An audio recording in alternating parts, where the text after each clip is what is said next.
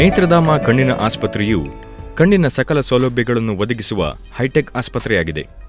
1994ರಲ್ಲಿ ಉದ್ಘಾಟಿಸಲಾದ ಈ ಕಣ್ಣಿನ ಚಿಕಿತ್ಸಾಲಯವು super speciality ಕಣ್ಣಾಸ್ಪತ್ರೆಯಾಗಿ ಬೆಳೆದಿದೆ. ಈ ಕಣ್ಣಿನ ಆಸ್ಪತ್ರೆಯಲ್ಲಿ ಅತ್ಯಾಧುನಿಕ ತಂತ್ರಜ್ಞಾನಗಳನ್ನು ಬಳಸಿ ಕಣ್ಣಿನ ವಿವಿಧ ವ್ಯಾಧಿಗಳಿಗೆ ಚಿಕಿತ್ಸೆ ನೀಡುವ ಸೌಲಭ್ಯಗಳಿವೆ. ಡಾಕ್ಟರ್ ಶ್ರೀಗಣೇಶ್ ಫೇಕೋ ಎಮಲ್ಸಿಫಿಕೇಷನ್ ಮತ್ತು ಲೇಸಿಕ್ ಲೇಸರ್ ಚಿಕಿತ್ಸಾ ಕ್ರಮಗಳಲ್ಲಿ ಅಗ್ರಮಾನ್ಯರಾಗಿದ್ದಾರೆ. ನೇತ್ರಧಾಮ ಸೂಪರ್ ಸ್ಪೆಷಾಲಿಟಿ ಐ ಹಾಸ್ಪಿಟಲ್ನಲ್ಲಿ ಕಣ್ಣಿಗೆ ಅತ್ಯಂತ ಆಧುನಿಕ ಚಿಕಿತ್ಸೆಗಳಿವೆ. ಈಗ ಮೊದಲು ಪೊರೆ ಅಂದರೆ ಏನು ಅಂತ ನೋಡೋಣ. ಈ ಪೊರೆ ತೊಂದರೆಯಲ್ಲಿ ಕಣ್ಣು ಒಳಗಡೆ ಒಂದು ಲೆನ್ಸ್ ಇರುತ್ತೆ. ಈ ಲೆನ್ಸು ವಯಸ್ಸಾದಂಗೂ ಮೊಬ್ಬಾಗುತ್ತೆ. ಮೊಬ್ಬಾಗಿ ದೃಷ್ಟಿ ಕಡಿಮೆ ಆಗುತ್ತೆ ಅಥವಾ ಗ್ಲೇರ್ ಇರ್ಬೋದು. ಅಂದರೆ ನೀವು ಡ್ರೈವ್ ಮಾಡ್ತಾ ಇರುವಾಗ ಲೈಟ್ ನೋಡಿದ್ರೆ ಅದು ಚದರೋದು, ಆ ಥರ ಎಲ್ಲ ತೊಂದರೆ ಶುರು ಆಗ್ಬೋದು. ಓದಲಿಕ್ಕೆ ತೊಂದರೆ ಆಗ್ಬೋದು. ಈ ಪೊರೆ ರೋಗಕ್ಕೆ ಅತ್ಯಂತ ಆಧುನಿಕ ಚಿಕಿತ್ಸೆ ಫೇಕೋ ಎಮಲ್ಸಿಫಿಕೇಷನ್ ಅಥವಾ ಕೋಲ್ಡ್ ಫೇಕೋ ಸೋನೋಲೇಸ್ ಟೆಕ್ನಾಲಜಿ ಅಂತ ಹೇಳ್ತೀವಿ. ಇದರಲ್ಲಿ ಸಣ್ಣ ಓಪನಿಂಗ್ನಲ್ಲಿ, ಇನ್ಸಿಷನ್ನಲ್ಲಿ ಅಬೌಟ್ 2.5 mm ಓಪನಿಂಗ್ನಲ್ಲಿ ನಾವು ಪೊರೆನ ಪೂರ್ತಿ ಕರಗಿಸ್ಬಿಟ್ಟು ತೆಗಿತೀವಿ. ಇದಕ್ಕೆ ಕೆಲವು ಯಂತ್ರಗಳು ಉಪಯೋಗಿಸ್ತೀವಿ, ಕಂಪ್ಯೂಟರ್ಸ್ ಯೂಸ್ ಮಾಡ್ತೀವಿ, ಆ್ಯಂಡ್ ವ್ಯಾಕ್ಯೂಮ್ ಯೂಸ್ ಮಾಡ್ತೀವಿ, ಕೋಲ್ಡ್ ಅಲ್ಟ್ರಾಸೌಂಡ್ ಯೂಸ್ ಮಾಡ್ತೀವಿ. ಇದು ಸುಮಾರು ಒಂದು 5-6 ನಿಮಿಷ ಆಗುತ್ತೆ ಈ ಆಪ್ರೇಷನ್ ಮಾಡೋಕ್ಕೆ. ಈ ಆಪ್ರೇಷನ್ಗೆ ನಾವು ಕಣ್ಣಿಗೇನು ಇಂಜೆಕ್ಷನ್ ಏನು ಕೊಡೋದೇನು ಬೇಕಿಲ್ಲ, ಬರೀ ಡ್ರಾಪ್ಸ್ ಹಾಕ್ಬಿಟ್ಟು ಮಾಡ್ಬೋದು. ಹೊಲಿಗೆಗಳೇನು ಹಾಕೋದೇನು ಬೇಕಿಲ್ಲ. ಆಮೇಲೆ ಪಟ್ಟಿ ಕಟ್ಟೋದು ಅದೆಲ್ಲ ಏನು ತೊಂದರೆಗಳಿರಲ್ಲ. ಆಪ್ರೇಷನ್ ಆದ ತಕ್ಷಣ ಒಂದು ಅರ್ಧ ಗಂಟೆಗೇ ಕಾಣಿಸೋಕ್ಕೆ ಶುರು ಆಗುತ್ತೆ. ಆಮೇಲೆ ತಕ್ಷಣ ಮನೆಗೆ ಹೋಗ್ಬೋದು. ಆಸ್ಪತ್ರೆಗೆ ಏನು ಅಡ್ಮಿಟ್ ಏನಾಗೋದೇನು ಬೇಕಿಲ್ಲ. ಆಮೇಲೆ ಮಾರನೇ ದಿನದಿಂದನೇ ಕೆಲಸಗಳು ಮಾಡ್ಕೊಳ್ಬೋದು.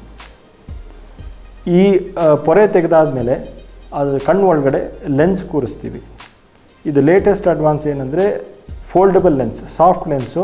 ಅದು ಫೋಲ್ಡ್ ಮಾಡಿ ಕಣ್ಣು ಒಳಗಡೆ ಇಂಜೆಕ್ಟ್ ಮಾಡ್ತೀವಿ. ಈ ಫೋಲ್ಡಬಲ್ ಲೆನ್ಸಸ್ನಲ್ಲೂ ಬೇರೆ ಬೇರೆ ಥರ ಲೆನ್ಸ್ಗಳಿವೆ. ಮಾನೋಫೋಕಲ್ ಫೋಲ್ಡಬಲ್ ಲೆನ್ಸ್ ಇದೆ, ಮಲ್ಟಿಫೋಕಲ್ ಲೆನ್ಸಸ್ ಇವೆ, ಆಮೇಲೆ ವೇವ್ ಫ್ರಂಟ್ ಡಿಸೈನ್ ಲೆನ್ಸಸ್ ಇವೆ.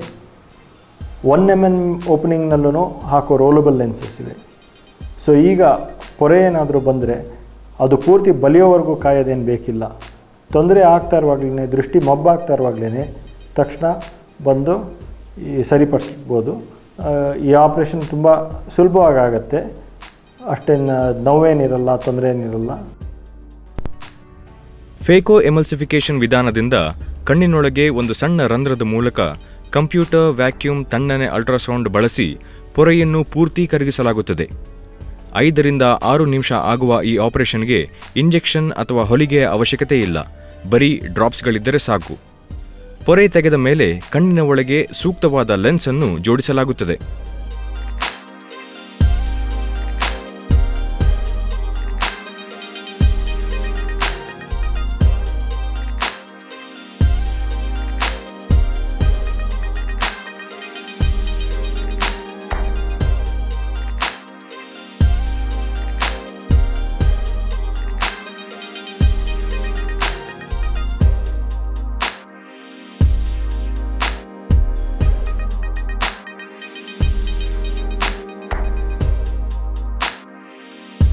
ನೇತ್ರಧಾಮದಲ್ಲಿ ಕ್ಯಾಟ್ರಾಕ್ಟ್ ಆಪರೇಷನ್ನು 2 ವರ್ಷದ ಹಿಂದೆ ಆಗಿದೆ.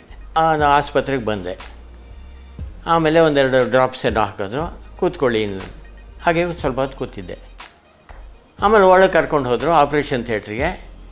ನನಗೆ ಅದು ಆಪ್ರೇಷನ್ ಥಿಯೇಟ್ರೇ ಅನ್ನಿಸ್ತಿಲ್ಲ, ಯಾಕೆಂದರೆ ಒಳ್ಳೆ ಮ್ಯೂಸಿಕ್ ಬರ್ತಾಯಿದೆ ಅಲ್ಲಿ. ಮಲ್ಕೊಳ್ಳಿ ಅಂದರೆ ಮಲ್ಕೊಂಡೆ, ಎಲ್ಲ ಆಯಿತು. ಆಮೇಲೆ ಹಾಗೆ ಅವರೇ ಡಾಕ್ಟ್ರೇ ಹಾಗೆ ಮಾತಾಡ್ತಾ ಏನು ಆಗೋಯ್ತು ಆಪ್ರೇಷನ್ನು ಅಂದರು. ಕೇವಲ ಒಂದು 5 ನಿಮಿಷದಲ್ಲಿ ಒಂದು ಇಂಜೆಕ್ಷನ್ ಕೊಡಲಿಲ್ಲ ಅಥವಾ ಏನೂ ಬರಲಿಲ್ಲ, ಒಂದು ಡ್ರಾಪ್ ಆಫ್ ಬ್ಲಡ್ ಕೂಡ ಇಲ್ಲ, ಆಪ್ರೇಷನ್ ಆಗೋಯ್ತು ಅಂದರು. ಆಮೇಲೆ ಒಂದು ಕನ್ನಡಕ ಕೊಟ್ಟು ಆಯಿತು, ನೀವು ನಾಳೆ ಬನ್ನಿ ಚೆಕ್ ಮಾಡ್ತೀನಿ ಅಂತಂದರು. ಅಷ್ಟೇ. ನನಗೆ ಅದು ಹೇಗೆ ಆಪ್ರೇಷನ್ ಮಾಡಿದ್ರು ಏನೂ ಗೊತ್ತಾಗಲಿಲ್ಲ. ಅಷ್ಟು ಸುಲಭವಾಗಿ ಯಾರಿಗೂ, ನನಗಂತೂ ಒಂದು ಥರ ಏನಪ್ಪ ಇದು ಇಷ್ಟು ಬೇಗ ಇಷ್ಟು ಆಪ್ರೇಷನ್ ಆಗುತ್ತೆ ಕ್ಯಾಟ್ರಾಕ್ಟು ಅನ್ನೋದು. ಹಿಂದೆ ಎಲ್ಲ ಕ್ಯಾಟ್ರಾಕ್ಟ್ ಆಪ್ರೇಷನ್ ಆದರೆ 2 ದಿನ 3 ದಿನ ಆಸ್ಪತ್ರೆಯಲ್ಲಿ ಇರಬೇಕಾಗಿತ್ತು. ಇದು ಕೇವಲ 5 ನಿಮಿಷದಲ್ಲಿ ನಾನು ಆಪ್ರೇಷನ್ನಾಗಿ ಬಂದುಬಿಟ್ಟೆ. ಪ್ರತಿಯೊಬ್ಬ ಉದ್ಯೋಗಿ, ಪ್ರತಿಯೊಬ್ಬ ಡಾಕ್ಟ್ರು ಎಲ್ಲರೂ ಬಹಳ ತಾಳ್ಮೆಯಿಂದ ಬಂದಿರೋ ಪೇಷಂಟ್ಸ್ ಹತ್ರ ನಗ್ತಾ ಮಾತಾಡ್ತಾರೆ.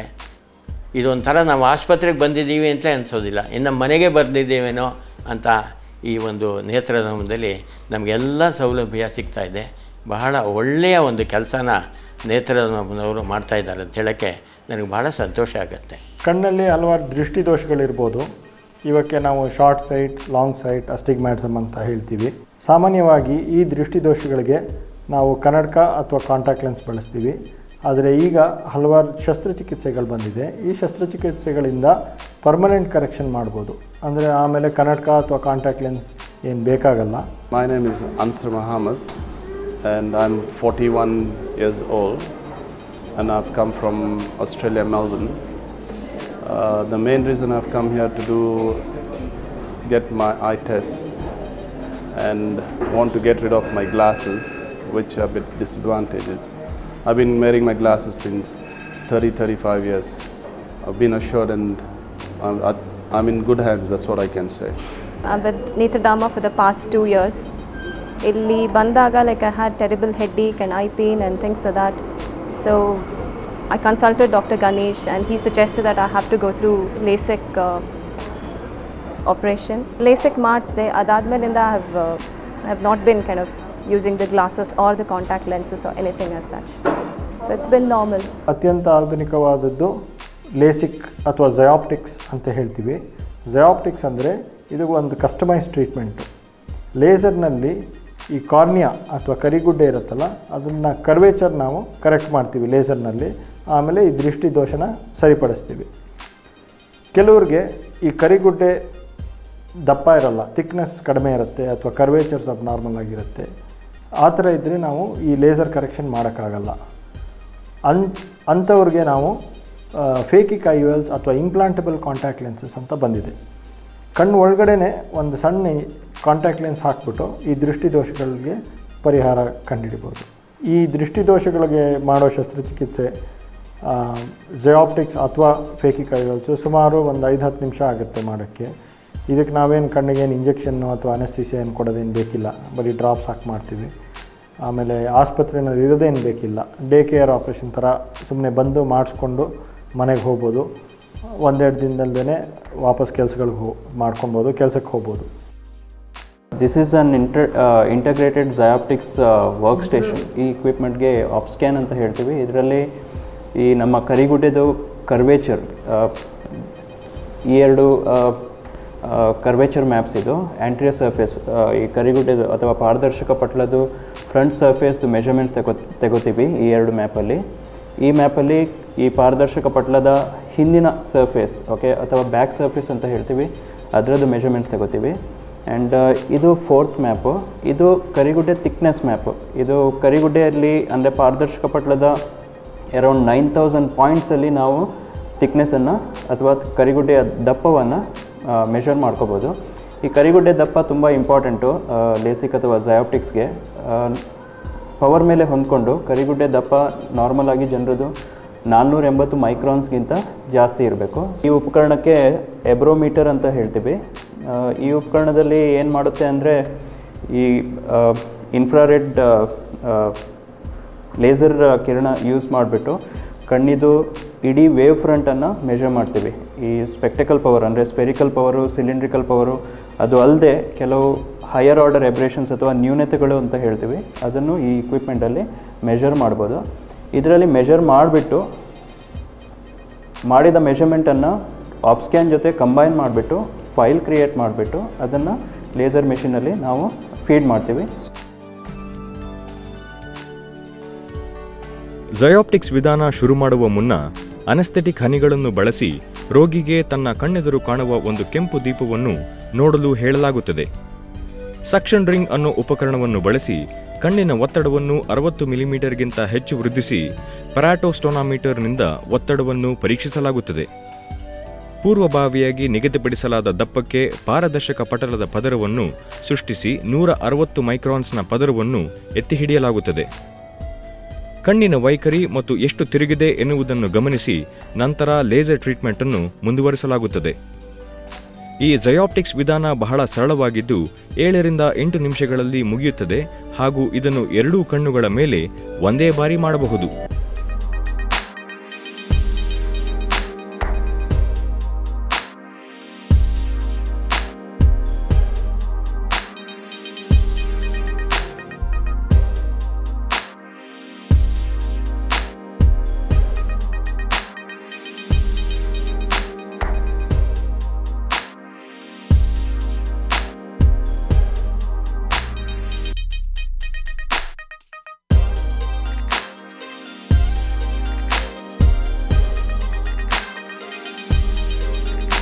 ಹೆಸರು ಕವಿತಾ ಅಂತ.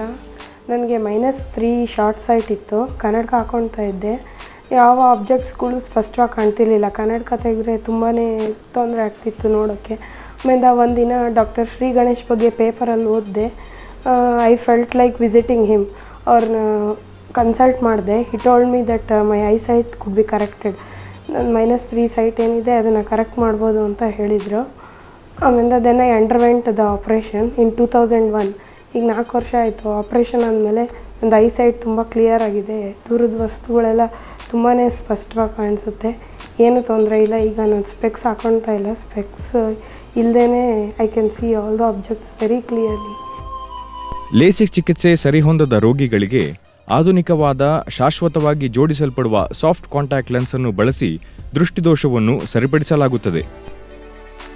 ಭಾರತದಲ್ಲಿ ಪ್ರಪ್ರಥಮವಾಗಿ ICL ಇಂಪ್ಲಾಂಟಬಲ್ ಕಾಂಟ್ಯಾಕ್ಟ್ ಲೆನ್ಸ್ ಬಳಸಿದ ಮೊದಲ ತಜ್ಞ ವೈದ್ಯರಾಗಿರುವ ಡಾಕ್ಟರ್ ಶ್ರೀ ಗಣೇಶ್ ವಿಶ್ವದ ಕೇವಲ 80 ರಿಂದ 90 ವೈದ್ಯರ ಪೈಕಿ ಒಬ್ಬರು.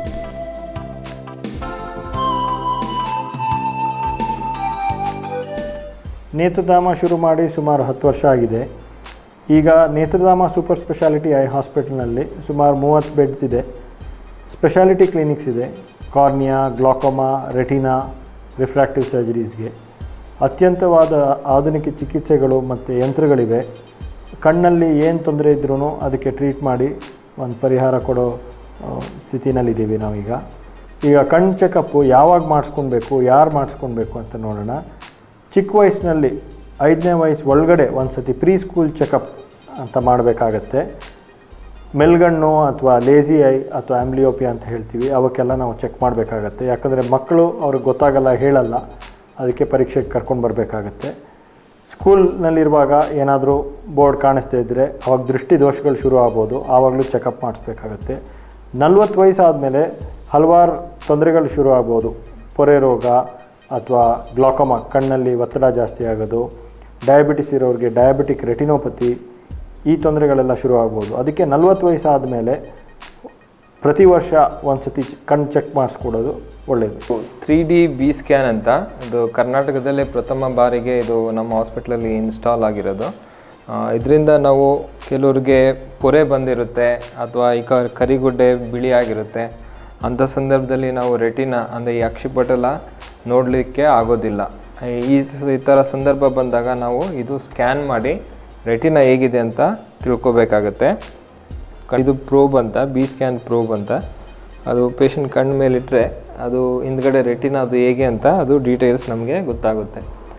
ಇದು ಏನಕ್ಕೆ ಇಂಪಾರ್ಟೆಂಟ್ ಅಂದರೆ ಕೆಲವು ಈಗ ಇವರು ಆಪ್ರೇಷನ್ಗೆ ಹೋಗಬೇಕು, ಈ ಆಪ್ರೇಷನ್ ಮಾಡಿಸ್ಕೊಬೇಕಾದ್ರೆ ಇದು ದೃಷ್ಟಿ ಬರುತ್ತಾ ಇಲ್ವಾ ಅಂತ ಕೇಳ್ತಾರೆ ಕೆಲವರು. ಸೊ ಇದು ನಾರ್ಮಲ್ ಇರೋದ್ರಿಂದ ಇವರಿಗೆ ಒಳ್ಳೆ ದೃಷ್ಟಿ ಬರೋ ಸಾಧ್ಯತೆಗಳು ಜಾಸ್ತಿ ಇದೆ.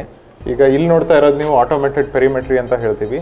ಇದರಲ್ಲಿ ಕಣ್ಣಿನ ನರ ಯಾವ ರೀತಿ ಕೆಲಸ ಮಾಡುತ್ತೆ ಅನ್ನೋದನ್ನು ನಾವು ಕಂಡು ಹಿಡಿದು ಅರ್ಲಿ ಸ್ಟೇಜಲ್ಲಿ ಡಯಾಗ್ನೋಸಿಸ್ ಮಾಡಿ ಟ್ರೀಟ್ಮೆಂಟ್ ಶುರು ಮಾಡ್ಬೋದು. ಇದು GDX nerve fibre layer analyser ಅಂತ. ಈ ಅನಲೈಸರಿಂದ ಆ ನರ್ವ್ ಫೈಬರ್ ಲೇಯರ್ ಮೇಲೆ ಆಗುವ ಡ್ಯಾಮೇಜು ತುಂಬ ಸೆನ್ಸಿಟಿವ್ ಆಗಿ ತುಂಬ ಮೊದಲನೆಯ ಅರ್ಲಿ ಸ್ಟೇಜಲ್ಲಿ ಕಂಡುಹಿಡಿಯೋ ಸಾಧ್ಯತೆಗಳು ಇರುತ್ತೆ. ಇದರಿಂದ ಬೇಗನೆ ನಾವು ಟ್ರೀಟ್ಮೆಂಟ್ ಶುರು ಮಾಡಿಬಿಟ್ಟು ದೃಷ್ಟಿನ ಕಾಪಾಡಿಕೊಳ್ಳೋ ಸಾಧ್ಯತೆಗಳು ಇರುತ್ತೆ. ಕಣ್ಣುಗಳ ಬಗ್ಗೆ ಸುಮಾರು ತಪ್ಪು ತಿಳುವಳಿಕೆಗಳಿವೆ. ಒಂದು ಪೊರೆ ಅಂದರೆ ತೆರೆ ಥರ ಕಣ್ಣು ಮೇಲೆ ಬರುತ್ತೆ, ತೆಗೆದುಬಿಟ್ರೆ ಹೋಗುತ್ತೆ ಅಂತ. ಆದರೆ ಪೊರೆ ಅಂದರೆ ಕಣ್ಣು ಒಳಗಡೆನೇ ಒಂದು ಲೆನ್ಸ್ ಇರುತ್ತೆ, ಕ್ರಿಸ್ಟಲೈನ್ ಲೆನ್ಸ್ ಅಂತ. ಇದು ಮೊಬ್ಬಾಗತ್ತೆ ವಯಸ್ಸಾದಂಗೂ.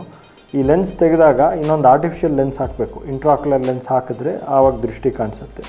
ಈ ಇಂಟ್ರಾಕ್ಯುಲರ್ ಲೆನ್ಸ್ ಹಾಕಿದ್ಮೇಲೆ ದೂರದ ದೃಷ್ಟಿ ಕಾಣಿಸುತ್ತೆ, ಹತ್ತಿರಕ್ಕೆ ಕನ್ನಡಕ ಉಪಯೋಗಿಸ್ಬೇಕಾಗತ್ತೆ. ಅಥವಾ ಮಲ್ಟಿಫೋಕಲ್ ಲೆನ್ಸ್ ಹಾಕಿದ್ರೆ ದೂರಕ್ಕೆ ಹತ್ತಿರಕ್ಕೆ ಎರಡಕ್ಕೂ ಕಾಣಿಸುತ್ತೆ. ಕೆಲವರು ದೃಷ್ಟಿದೋಷಗಳಿದ್ದರೆ ಕ್ಯಾರೆಟ್ ತಿಂದರೆ ಸರಿ ಹೋಗುತ್ತೆ ಅಂತ ಅದು ತಪ್ಪು ತಿಳುವಳಿಕೆ ಇರುತ್ತೆ. ಅದು ಸರಿ ಹೋಗಲ್ಲ. ಇದು ದೃಷ್ಟಿದೋಷಗಳ ನಾರ್ಮಲಾಗಿ ಬರೋದು ಹೆರಿಡಿಟರಿ ಫ್ಯಾಕ್ಟರ್ಸ್ ಅಂತ. ಮನೆಯಲ್ಲಿ ಯಾರಿಗಾದ್ರೂ ತಂದೆ ತಾಯಿಗೆ ಈ ದೃಷ್ಟಿದೋಷಗಳಿದ್ದರೆ ಮಕ್ಕಳಿಗೂ ಬರ್ಬೋದು. ಇನ್ನೊಂದು ತಪ್ಪು ತಿಳುವಳಿಕೆ ಏನು ಅಂದರೆ ಕಣ್ಣು ಎಕ್ಸಸೈಸ್ ಮಾಡಿದ್ರೆ ಈ ದೃಷ್ಟಿದೋಷಗಳು, ಮಯೋಪಿಯಾ ಅದೆಲ್ಲ ಹೊಟ್ಟೋಗುತ್ತೆ ಅಂತ. ಆದರೆ ಈ ಕಣ್ಣು ಎಕ್ಸಸೈಸಿಂದ ಪೂರ್ತಿ ದೃಷ್ಟಿದೋಷಗಳು ತೆಗಿಯೋಕ್ಕಾಗಲ್ಲ.